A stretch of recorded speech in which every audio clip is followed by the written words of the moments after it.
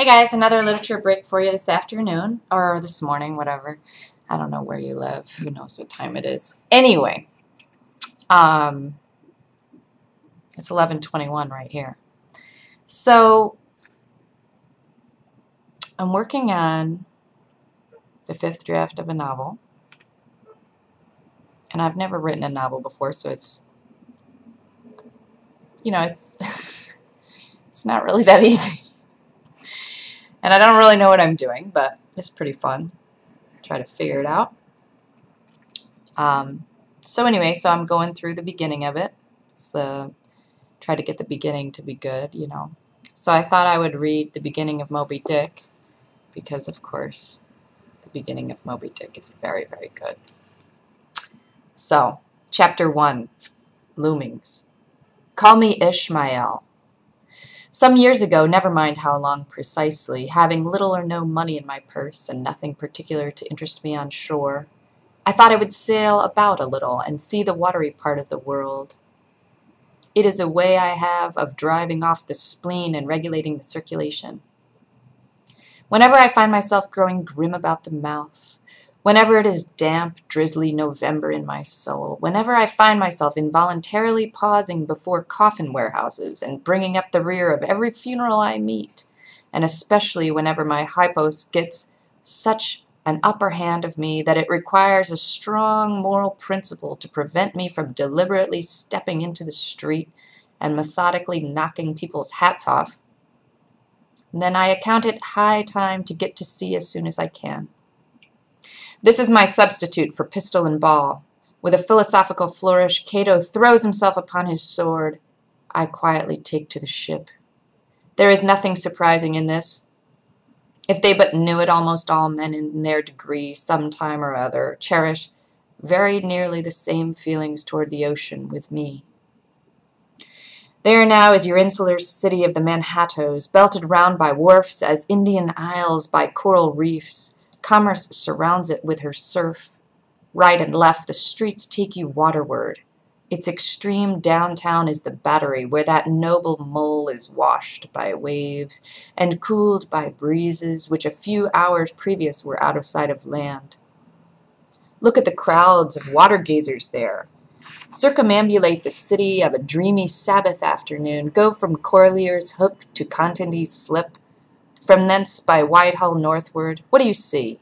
Posted like silent sentinels all around the town, stand thousands upon thousands of mortal men fixed upon ocean reveries. Some leaning out against the spiles, some seated upon the pierhead, some looking over the bulwarks of ships from China, and some high aloft in the rigging, as if striving to get a still better seaward peep. But these are all landsmen of week days pent up in lath and plaster, tied to counters, nailed to benches, clinched to desks. How then is this? Are the green fields gone? What do they hear? What do they hear? But look, here come more crowds, pacing straight for the water and seemingly bound for a dive.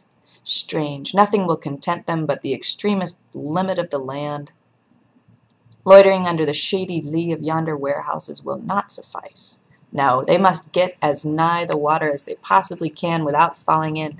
And there they stand, miles of them, leagues, inlanders all. They come from lanes and alleys, streets and avenues, north, east, south, and west. Yet here they all unite. Tell me, does the magnetic virtue of the needles of the compasses of all those ships attract them thither?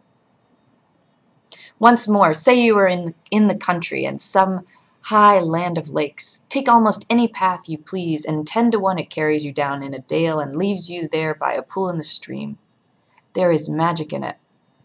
Let the most absent-minded of men be plunged in his deepest reveries. Stand that man on his legs, set his feet a-going, and he will infallibly lead you to water, if water there be in any all that region.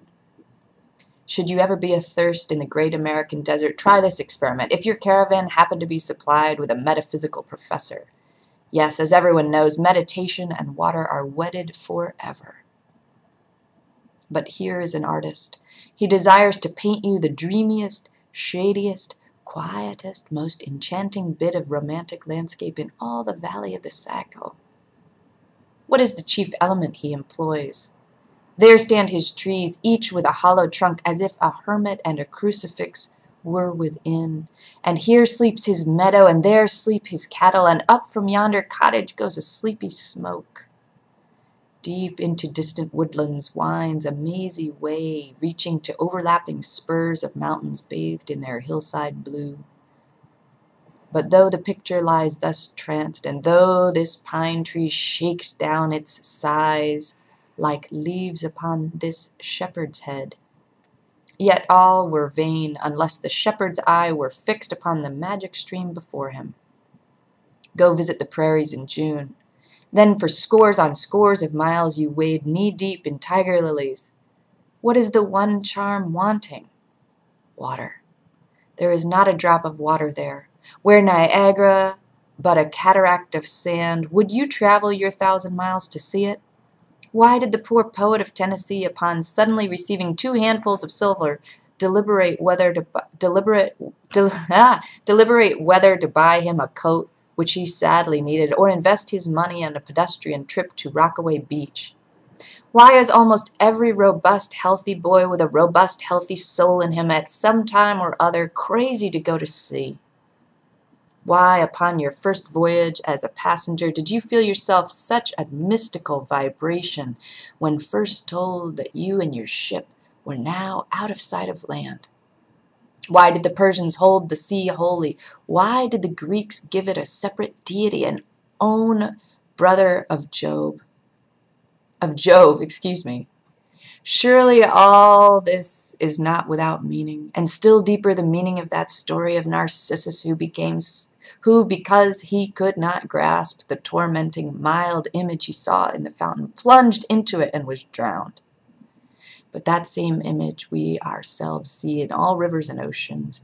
It is the image of the ungraspable phantom of life, and this is the key to it all.